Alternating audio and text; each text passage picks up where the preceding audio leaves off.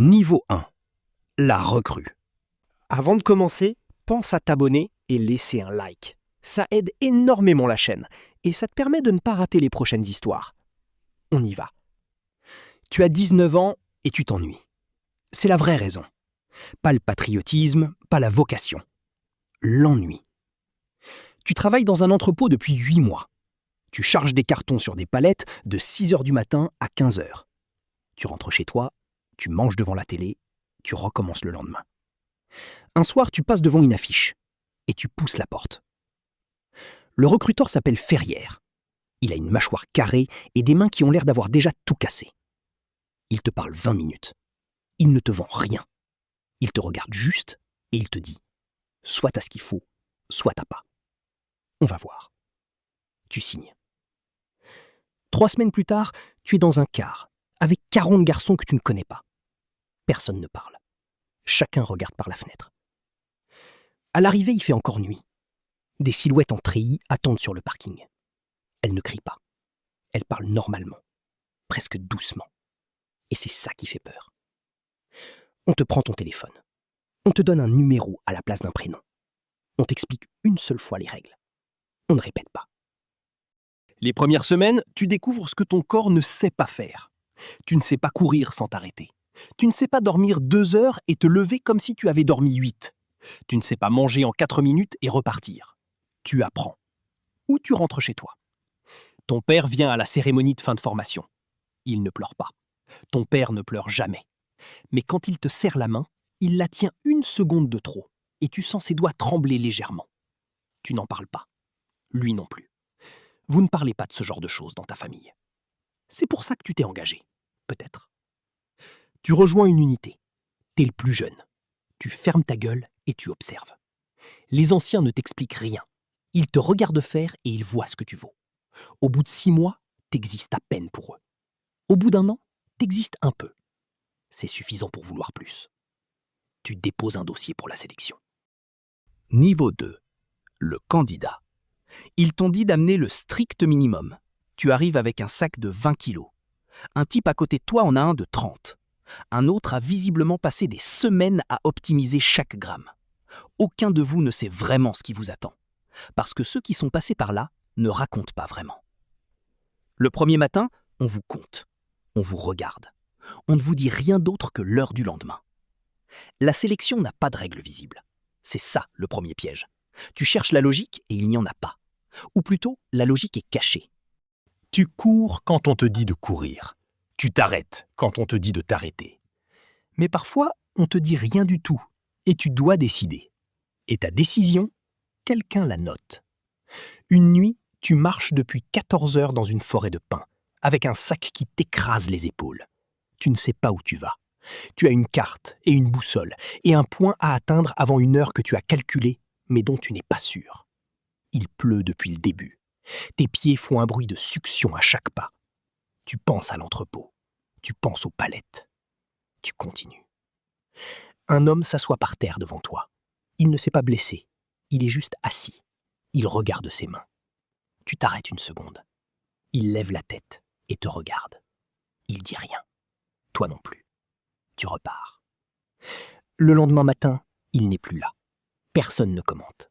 Un siège vide au petit déjeuner. Et c'est tout. Ils lisent les noms 1 semaine plus tard. Le tien y est.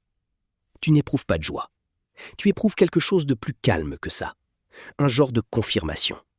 Comme si une question que tu te posais depuis longtemps venait d'avoir une réponse provisoire. Niveau 3. L'élève opérateur. La formation dure plus d'1 an. Elle n'est pas conçue pour te pousser à bout physiquement. Ça, c'était la sélection.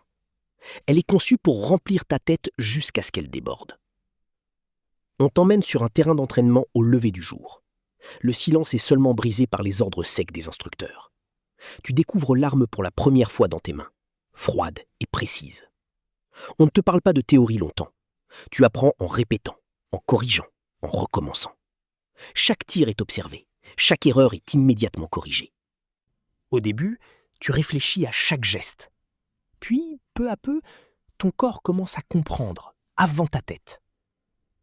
1 semaine plus tard, tu es debout dans un avion en mouvement. Le vent remplit la cabine et personne ne parle. Le sol semble très loin, presque irréel. On te répète une dernière fois les gestes, sans émotion. Puis la porte s'ouvre. L'air devient violent. Tu avances, sans réfléchir. Un instant de vide. Puis, le saut. Le monde se retourne. Le silence revient, seulement brisé par le bruit du vent dans la toile. Tu apprends la topographie avancée. Tu apprends à lire un terrain la nuit, rien qu'à la façon dont le vent se comporte. Tu apprends à préparer une position sans laisser de traces visibles à 3 mètres.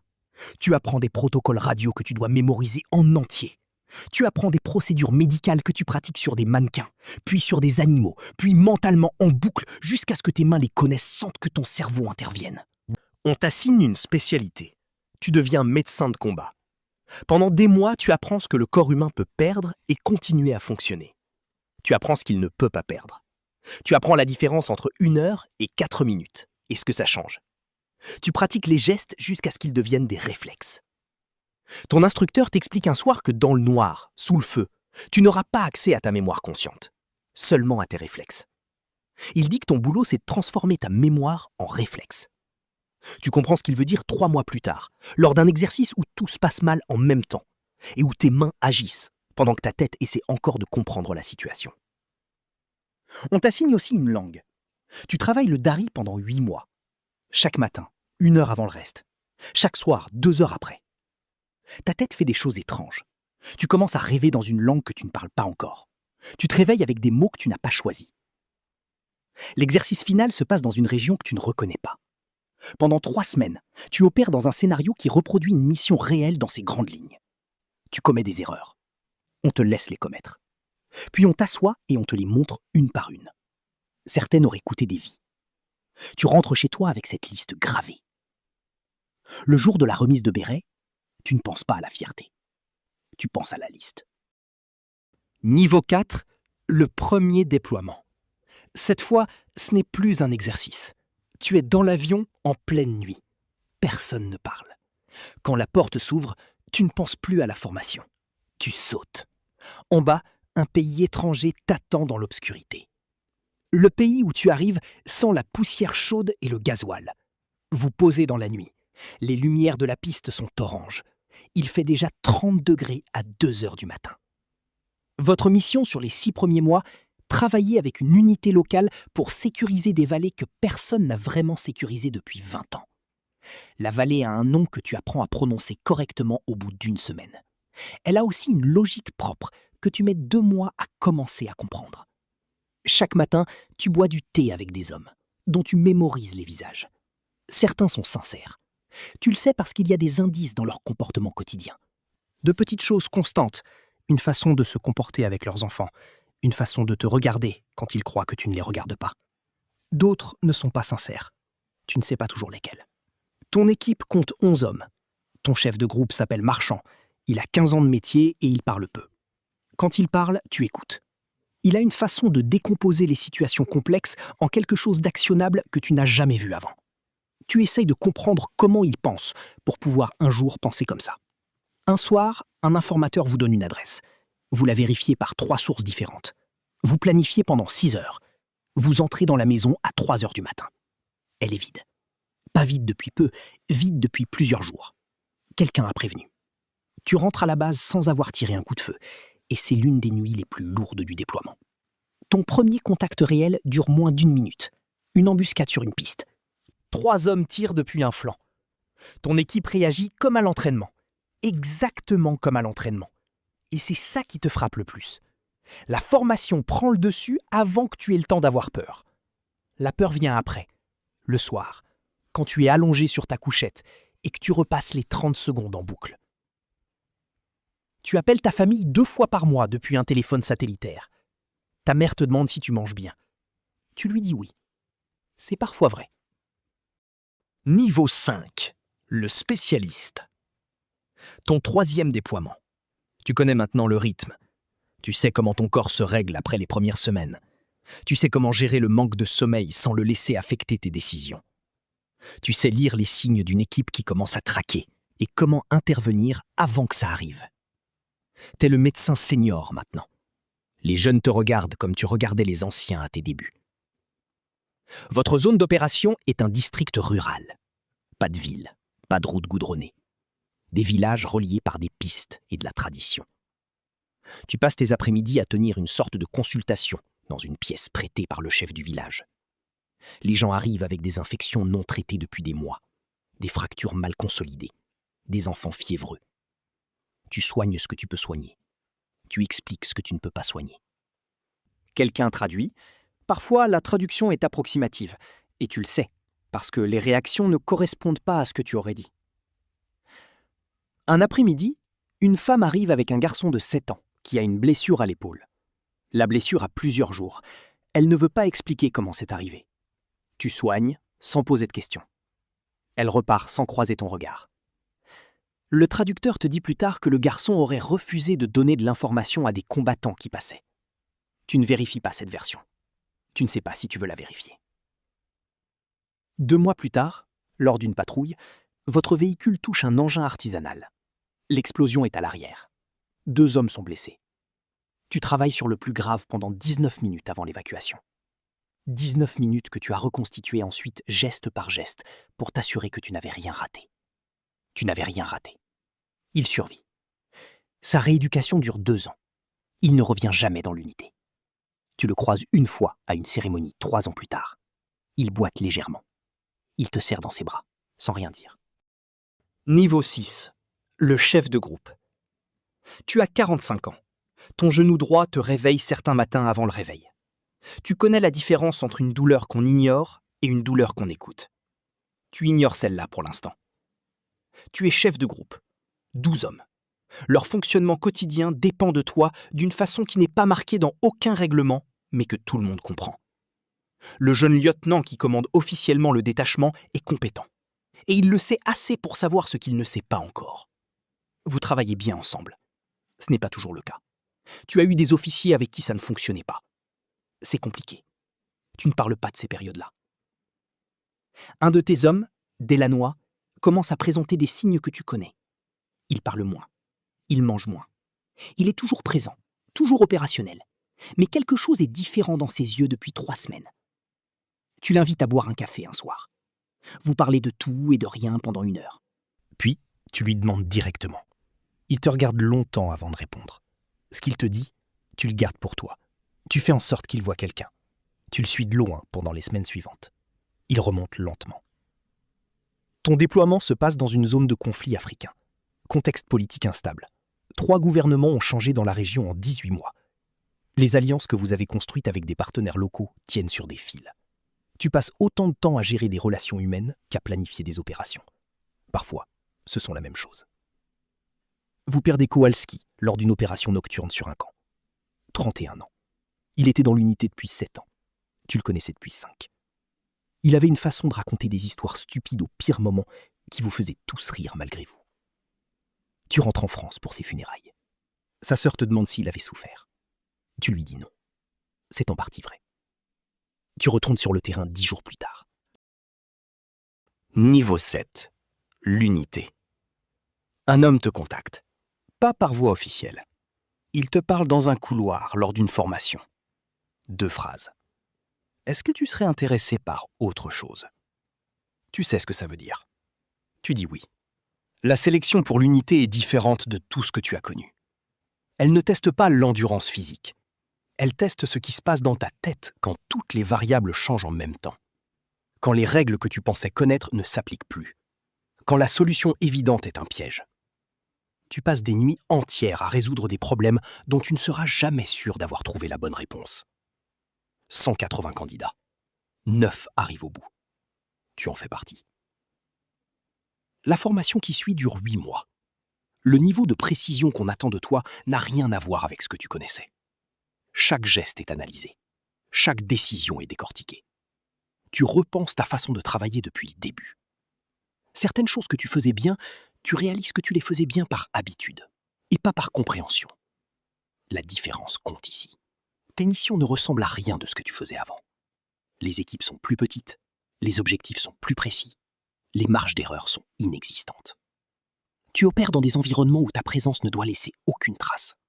Pas d'uniforme, pas de drapeau, pas d'existence officielle. Une nuit, tu passes 6 heures dans un appartement vide, dans une ville étrangère, à attendre une fenêtre d'opportunité qui ne vient pas. Tu repars sans avoir agi. C'est une réussite. Tu mets du temps à l'expliquer à quelqu'un qui n'est pas du métier. Tu finis par ne plus essayer de l'expliquer. Tu rentres de mission dont tu ne peux parler à personne. Ta femme a appris à lire sur ton visage ce qu'elle a besoin de savoir. Elle ne te demande pas le reste. C'est un accord implicite entre vous qui a mis des années à se construire et qui est l'une des choses les plus précieuses de ta vie. Niveau 8. Le commandement. Tu as 42 ans. Tu commandes un groupe d'opérateurs. Tu ne sors plus sur le terrain. Ton terrain, c'est une salle avec des écrans et des cartes. Et des hommes qui t'apportent des informations que tu dois transformer en décisions. La distance est la chose la plus difficile à gérer. Tu envoies des hommes faire des choses que tu as faites toi-même pendant 20 ans. Tu connais exactement ce qu'ils ressentent au moment où tu leur donnes l'ordre. Cette connaissance ne t'aide pas, elle te pèse. Tu perds une équipe dans une opération qui tourne mal à cause d'un renseignement incorrect. 3 hommes. Tu connais leur dossier par cœur. Tu connais leur famille. Tu te tiens devant leurs proches quelques jours plus tard et tu cherches des mots qui ne diminuent pas ce qui s'est passé, sans pour autant augmenter la douleur. Tu ne trouves pas les mots parfaits. Il n'y en a pas. Une commission d'enquête examine l'opération pendant des mois. Tu témoignes plusieurs fois. Tu ne te défends pas. Tu expliques. La distinction compte pour toi, même si elle ne change pas le résultat. Tu commences à faire attention à tes hommes d'une façon différente qu'avant. Tu regardes les signes d'épuisement accumulés. Tu regardes ceux qui ne décompressent plus entre les déploiements. Tu mets en place des choses qui n'existaient pas quand tu as commencé. Certains de tes supérieurs trouvent que tu passes trop de temps sur ces questions. Tu fais à ta façon. Ta fille a 15 ans. Elle ressemble à ta femme d'une façon qui te coupe parfois la respiration. Elle joue de la guitare depuis 3 ans et elle est meilleure que tu ne le seras jamais. Tu assistes à ses concerts quand tu es là. Quand tu n'es pas là, elle t'envoie des enregistrements. Tu les écoutes dans des chambres d'hôtel, dans des pays que tu ne peux pas nommer. Niveau 9. La responsabilité globale. Tu sièges maintenant à des tables où se prennent des décisions qui ont des conséquences sur des milliers de personnes, parfois des dizaines de milliers. La plupart des gens qui prennent ces décisions avec toi sont intelligents et bien intentionnés. Ça ne suffit pas toujours. Tu le sais maintenant d'une façon que tu ne savais pas à 30 ans. Tu briefes des ministres, des chefs d'état-major, des responsables politiques qui ont besoin de comprendre des situations complexes en 15 minutes. Tu apprends à synthétiser. Tu apprends que la façon dont tu présentes une information change la décision qui suivra autant que l'information elle-même. C'est un pouvoir que tu prends au sérieux. Tes opérations se déroulent dans des dizaines de pays simultanément. Tu as des équipes dont tu ignores parfois la position exacte pendant des heures pour des raisons opérationnelles. Ces heures ont une texture particulière. Tu rentres un soir d'une réunion où il a été décidé d'engager une opération dans une zone où tu avais recommandé plus de prudence. La décision a été prise par des gens qui ont le droit de la prendre et qui ont des informations que tu n'as pas. Tu l'exécutes. L'opération réussit. Tu ne sais pas si tu aurais eu tort ou raison d'insister. Tu ne le sauras jamais. Tu apprends à vivre avec les fins de phrases ouvertes. Ta femme te demande parfois si tu penses à la retraite. Tu commences à répondre différemment qu'avant. Niveau 10. Après. Tu vis dans une maison avec un jardin. C'est une phrase qui aurait semblé abstraite à 30 ans. Maintenant, elle décrit ton mardi matin. Tu as 56 ans. La retraite date d'1 an. Le premier mois, tu te levais à 5 heures, par habitude, et tu ne savais pas quoi faire de ces heures. Maintenant, tu les remplis autrement. Tu lis. Tu marches. Tu travailles la terre du jardin avec une régularité qui ressemble à de la discipline, mais qui est en fait du plaisir. Tu as mis plusieurs mois à faire la différence. La nuit reste parfois difficile. Pas toutes les nuits, mais certaines. Tu as appris à ne pas combattre ça. Tu te lèves, tu fais du thé, tu t'assieds dans le silence. Le silence de chez toi est différent de tous les silences que tu as connus. Il est sûr, d'une façon que tu ne savais pas apprécier avant. Tes anciens t'appellent. Vous parlez de choses ordinaires pendant 10 minutes, puis vous parlez des autres, de ceux qui vont bien et de ceux qui vont moins bien, de ceux qui ne sont plus là. La liste s'allonge avec les années, à une vitesse qui ne ralentit pas. Tu es grand-père depuis 8 mois. Le garçon s'appelle Théo. Quand tu le prends dans tes bras, il se calme immédiatement, d'une façon qui te déroute encore. Ta fille dit que tu dégages une présence apaisante. Tu ne t'y attendais pas. Tu n'aurais pas parié là-dessus, il y a 20 ans. Tes décorations sont dans un carton, dans le garage. Pas parce que tu en as honte, parce qu'elles ne définissent pas ce que tu veux définir maintenant. Ce que tu veux maintenant, c'est dîner avec ta femme le vendredi soir. C'est entendre Théo dans la pièce d'à côté. C'est finir un livre. Au printemps, tu interviens devant de jeunes opérateurs, fraîchement formés. Tu cherches quoi leur dire qui soit utile. Tu leur parles de la longueur. Pas d'émission, pas de la bravoure, de la longueur. Tu leur dis que le métier se mesure en décennies et que ce qui compte, c'est ce qu'on est capable de préserver sur cette durée. Leur capacité à ressentir quelque chose, leurs proches, leur façon d'être à eux-mêmes. Ils t'écoutent avec le visage de quelqu'un qui entend des mots dont il ne sait pas encore quoi faire. Tu reconnais ce visage. Tu l'avais. En ce moment, dans une salle, quelque part, un gamin signe un contrat. Il ne sait pas vraiment pourquoi. L'ennui, peut-être, ou quelque chose de plus profond qu'il n'a pas encore de mots pour nommer. Il ne sait pas ce qu'il attend. Il ne peut pas savoir. Certaines choses ne se transmettent pas. Elles se vivent seulement. Il vivra les siennes. Si tu es resté jusqu'ici, écris en commentaire « Soldat ». Merci d'être resté jusqu'à la fin de l'histoire. Abonne-toi pour ne pas rater les prochaines vidéos.